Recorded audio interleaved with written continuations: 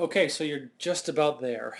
This is a real quick demo or tour of the user interface of the RPG keys. When you start it up, it should look roughly like this. Now, if you've got the RPG Mini, you're going to see fewer buttons on your screen, but it's not a huge jump. Okay, the big keyboard and the small keyboard, same software, just a little different. Okay, fewer buttons on the little keyboard.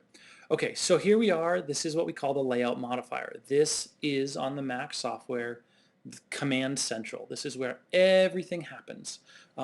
When you start the software for the first time, we do need to kind of load the default layouts.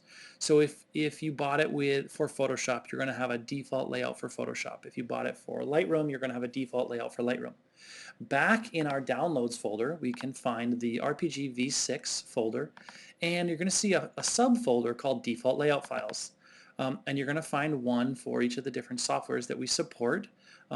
And you're going to need to go find those within the RPG keys. So here we go. We're in RPG keys. We're going to go up to the menus. We're going to go to the layout menu, and we're going to select import layout. And so in the import layout menu, in the open menu, I'm going to go to my name, I'm going to go to downloads, I'm going to go to V6, and I'm going to go default layouts, and I'm going to just do the Lightroom one right now. And I'm going to pick Lightroom, I'm going to expand this and say Lightroom 3 and hit open. Now, this is going to take a moment. Don't go hitting buttons. You need to sit there and wait until you get something that says layout import or import complete.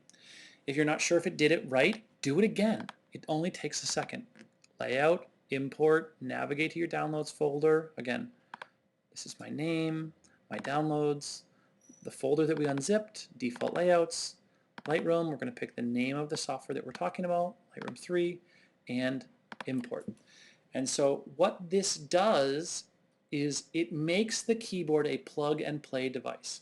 Now, for you to just check to make sure that it did it right, in the applications drop-down menu right here, go ahead and pick the name of the software that you're talking about. Okay, click on any button like button 38 or button 2, and in the bottom left hand corner you're going to see the name of the macro or the function that is currently assigned to that key.